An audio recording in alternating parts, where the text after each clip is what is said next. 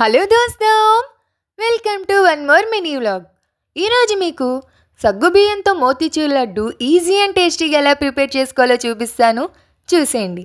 ముందుగా ఒక కప్ సన్నటి సగ్గుబియ్యం అయితే తీసుకోవాలండి. ఇక్కడ చూపిస్తున్నా చూడండి, అలా సన్నటి సగ్గుబియ్యం అయితే తీసుకొని దాన్ని 6 నుంచి 7 గంటల వరకు అయితే నానబెట్టుకొని వడకట్టి పక్కన పెట్టండి.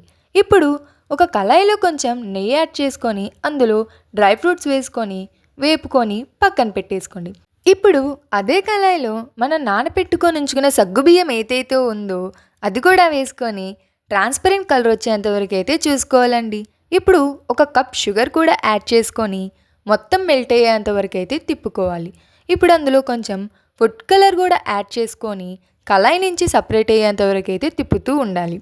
ఇప్పుడు అందులో కొంచెం ఇలాచీ పౌడర్, అలాగే మనం వేపు పెట్టుకున్న డ్రై ఫ్రూట్స్ కూడా వేసుకొని మొత్తం కలుపుకొని లాస్ట్లో కొంచెం నెయ్యి కూడా యాడ్ చేసుకొని మళ్ళీ ఒక్కసారి కలుపుకొని ఒక ప్లేట్లో తీసుకొని చల్లారిన తర్వాత కొంచెం కొంచెంగా తీసుకొని లడ్డూలా చుట్టుకుంటే టేస్టీ మోతీచూర్ లడ్డు అనేది తయారైపోతుందండి. మీకు కనుక ఈ వీడియో నచ్చినట్లయితే లైక్, షేర్, కామెంట్ చేయండి. అలాగే మన ఛానల్ని సబ్స్క్రైబ్ చేసుకోవడం మర్చిపోవద్దు. Follow for more.